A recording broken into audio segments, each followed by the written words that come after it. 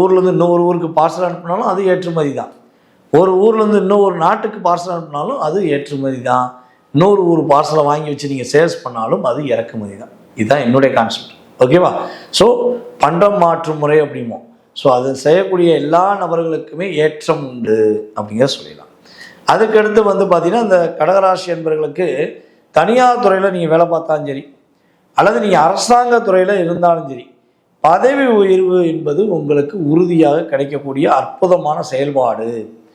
கட்டாயமாக இன்க்ரிமெண்ட் உண்டு, கட்டாயமாக உங்களுக்கு ப்ரமோஷன் உண்டு அப்படிங்கிற சொல்லிடலாம். கிரகங்கள் உங்களுக்கு அற்புதமாக கொடுக்க போகுது. அதேபோல் கடகராசி என்பர்களில் யாரெல்லாம் நீங்கள் குழந்தை பாக்கியத்துக்காக காத்திருக்கீங்களோ, குழந்தை பாக்கியம் 2026 கிடைக்கக்கூடிய அற்புதமான பொக்கிஷம். இந்த வருடத்தில் உங்களுக்கு குழந்தை கிடைச்சிச்சுன்னா உங்களுடைய வாழ்க்கையை மாற்றக்கூடிய ஒரு தெய்வம், உங்களுடைய குல தெய்வத்தின் அருளால் கிடைக்கப்பட்ட குழந்தைன்னு வச்சுக்கோங்களேன்.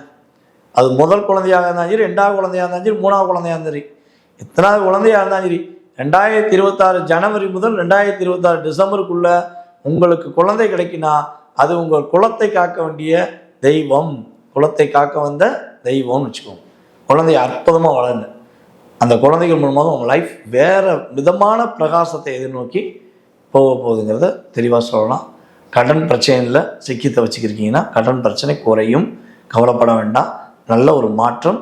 கடன் சுமையினால் கஷ்டப்படுறீங்க, மன அழுத்தத்தில் இருக்கீங்கன்னா உங்களுக்கு சரியாயிரும். அதே போல் குழந்தைகள் உங்களுக்கு ஆல்ரெடி இருக்குது, குழந்தைகளால் பிரச்சனை இருக்குது. உங்கள் குழந்தை உங்கள் பேச்சை கேட்க மாட்டேங்காங்க, நிறைய டிப்ரெஷனை உண்டு பண்ணுறாங்க. குழந்தையால் தான் நான் ரொம்ப கஷ்டப்படுறேன்ப்பா, என் குழந்தையோட எதிர்காலம் மாறிடுமா, என் குழந்தையோட கேரக்டர் மாறிடுமா அப்படிலாம் எதிர்பார்த்தீங்கன்னா கட்டாயமாக இந்த கிரகங்கள் உங்களுடைய குழந்தைகளுடைய குணாதிசயங்களை மாற்றி உங்களுக்கு மகிழ்ச்சியை கொடுப்பார்கள் என்பதை சொல்லுங்கள்.